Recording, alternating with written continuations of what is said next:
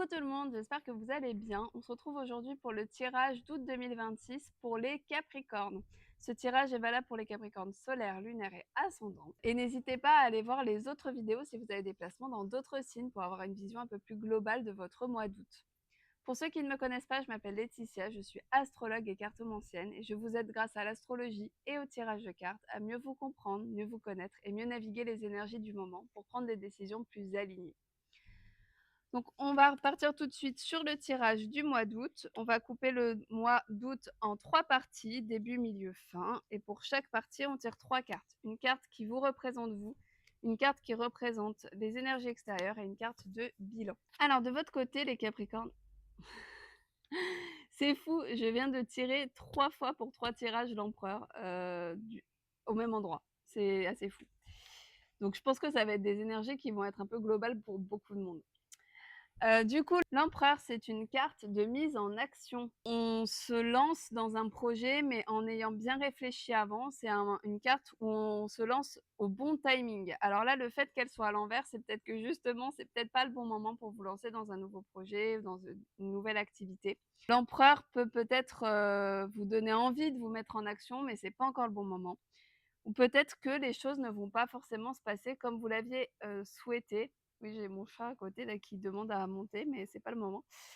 Donc, vous allez peut-être ressentir une forme de frustration parce que justement les choses soit n'avancent pas aussi vite que vous voulez, soit juste c'est pas le moment en fait de vous lancer. Il y aura peut-être des blocages. Donc, vous pouvez ressentir une certaine frustration. Dans les énergies extérieures, on a les amoureux. Les amoureux nous parlent de choix à faire. C'est pas une carte d'amour du tout, hein, c'est vraiment une carte de choix et c'est une carte qui vous demande de choisir avec le cœur. Donc vous allez avoir une décision à prendre qui va être importante, hein, c'est vraiment une carte importante au niveau décisionnel. Vous allez avoir deux options qui se montrent à vous pour continuer dans votre vie. Alors que ce soit au niveau sentiment ça peut être au niveau sentimental bien sûr, mais ça peut être au niveau professionnel, ça peut être au niveau de votre vie familiale et il va y avoir quelque chose, vous allez avoir un choix à faire et il va falloir surtout cette carte, ce qu'elle vous dit, c'est qu'il faut suivre votre cœur et arrêter de trop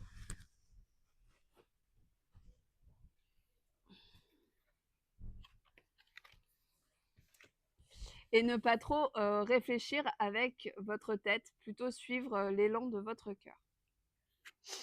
Ensuite, dans les énergies de bilan, on est sur le 3 de denier. Alors, le 3 de denier nous parle d'un travail acharné, nous parle du fait de vraiment faire les choses, de planifier. Donc, on est ici, on rejoint un peu l'empereur dans le sens où il va pas falloir se mettre en action tout de suite. Il faut peut-être déjà bien planifier votre nouveau projet, votre nouveau, même votre couple, hein, si c'est quelque chose dans votre couple, vous avez peut-être des choses à réfléchir avant d'en parler à votre partenaire, par exemple. Peut-être que vous avez envie, je sais pas, de refaire la décoration chez vous, de refaire des choses dans votre maison. Il va falloir vraiment bien réfléchir aux choses avant de vous mettre en action pour que ce soit le bon moment. Et on parle ici de travail acharné, mais bon, ça m'étonne pas pour vous les Capricornes, hein, vous avez l'habitude de travailler dur, donc ici, ça montre que vous allez avoir cette énergie-là de vous mettre en action pour le projet qui vous tient à cœur. Ensuite, au niveau du milieu du mois, hop, ah bah, j'en ai deux, mais vous savez quoi, on va mettre les deux. Hop, non, ici et ici. Alors, de votre côté, on a le 5 de denier et le 4 d'épée. Alors, le 5 de denier, c'est un recalibrage au niveau financier. Il peut y avoir un défi, peut-être une dépense imprévue. Vu que ça vous représente vous, c'est plutôt vous qui allez peut-être bloquer. Vous allez peut-être devoir revoir votre rapport à l'argent. Vous allez peut-être avoir l'impression de ne pas être stable financièrement ou dans votre vie matérielle et du coup, il va peut-être falloir revoir certaines choses. Le 4 d'épée, lui, nous montre de l'allégeance à certaines idées, à certaines situations et surtout le fait de devoir en sortir. Surtout qu'elle est à l'envers la carte, donc il va falloir voir les choses sous un autre angle et ne pas continuer à faire les choses juste parce que vous avez l'habitude de faire comme ça ou parce que vous avez fait une promesse à quelqu'un. Donc il va falloir de votre côté essayer de voir les situations autrement pour faire autrement parce que votre comportement, votre façon de faire les choses maintenant, vous correspond plus. C'est pour ça que la carte est à l'envers. Du côté des énergies extérieures, on a l'as d'épée. Alors l'as d'épée nous parle d'un nouveau projet, de quelque chose de nouveau qui arrive. C'est un nouveau départ, une nouvelle phase qui commence. Avec les épées, ça peut être l'arrivée d'une nouvelle, d'un message qui va vous parvenir et qui va vous permettre de commencer une nouvelle ère. Ici, la carte est à l'envers, donc peut-être que c'est quelque chose qui sera mal vécu de votre côté, que vous n'aurez pas forcément envie d'entendre. Et enfin, du côté du bilan, vous avez le valet de coupe. Alors, le valet de coupe nous parle d'une proposition, notamment au niveau sentimental. Il y a quelque chose qui va vous être proposé, vous allez avoir une opportunité. Alors, ça peut être au niveau sentimental et relationnel, mais ça peut être aussi un projet qui vous tient particulièrement à cœur, quelque chose qui vous anime, que vous aimez, et du coup, vous allez avoir cette opportunité qui va être proposée. Encore une fois, la carte est à l'envers, donc peut-être que c'est quelque chose que vous allez pas forcément, vouloir accepter, vouloir entendre tout de suite. Peut-être que cette proposition, vous ne vous y attendiez pas et vous n'avez pas forcément envie de saisir l'opportunité. Donc ce sera à vous de voir.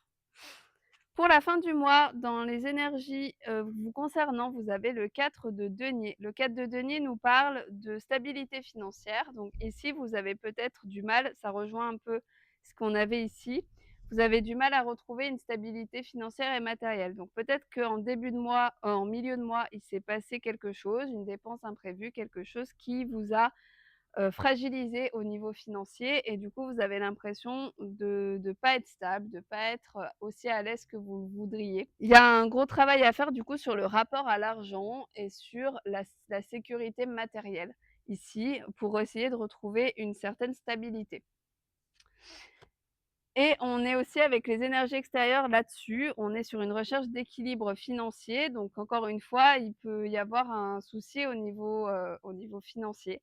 Peut-être que, bah, c'est peut-être les vacances, hein, qui vous ont fait un trou dans le budget, mais du coup, vous avez l'impression de ne pas avoir autant d'argent que vous le souhaitiez. Vous n'aviez pas peut-être pas prévu de dépenser autant. Ça peut être aussi un projet financier qui ne se passe pas forcément de la meilleure des façons, donc faites attention si vous avez un investissement à faire ou un projet impliquant de l'argent, faites vraiment attention, pendant ce mois-ci.